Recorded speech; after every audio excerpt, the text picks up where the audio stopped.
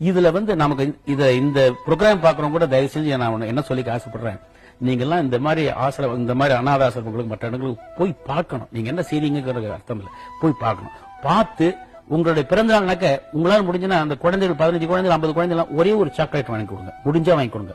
இல்லன்னா போய் பார்த்து ஒரு சாக்லேட் கொஞ்சம் சௌரியமா இருக்கிறவங்க ஒரு ஸ்வீட் காரம் காஃபி வாங்கி கொடுங்க. இல்ல ரொம்ப சௌரியமா இருக்க ஒரு வேளை சாப்பாடு போடுங்க. அப்புறம் அடிக்கடி அங்க போயிட்டு யாரும் பார்க்க வரமாட்டாங்க, அந்த குழந்தைகளையோ அந்த நோயுற்றோர்களையோ கைகால் விளங்காதவங்களையோ இவங்களாம் பாக்குறதுக்கு ஆளுங்களா வரமாட்டாங்க. நம்ம எல்லாம் எப்போது வேலைக்கு போனோம்னா கொஞ்சம் ஒரு 1/2 மணி நேரம் 10 நிமிஷம் பேசிட்டு இருந்தோம்னா ஃபீல் ஹாப்பி. இன்ஃபேக்ட் நான் பல இடத்துல போயிருக்கேன், மனநிலை சரியில்லாத குழந்தைகள் அவங்க நான் வந்து ரெக்கக்னைஸ் பண்ணி கைதட்டி சிரிப்பாங்க. அவங்களுக்கு அதான் முடியும். அதாவது பழக்கப்பட்ட பேசுங்கிற அளவுக்கு அவன் டிவியில படம் பார்க்கிற போது அவங்க ஒரே குஷியா இருக்கும்.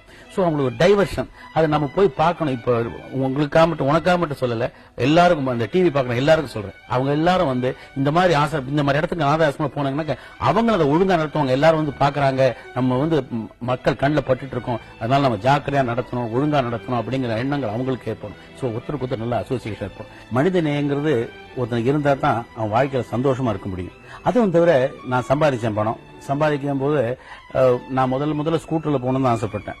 ஸ்கூட்டர்ல போகணும்னு ஆசைப்பட்ட போது கார் வாங்கறதுக்கு ரொம்ப யோசனை பண்ணேன்.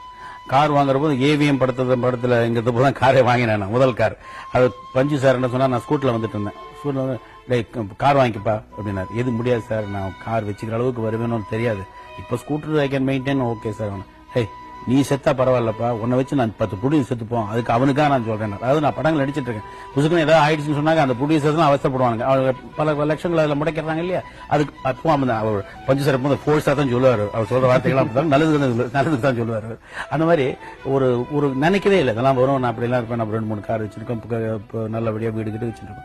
பட் நமக்கு வரத கொஞ்சம் அள்ளி எடுக்கிறது, கொஞ்சம் கிள்ளி கொடுத்தா என்ன தப்பு கிடையாது.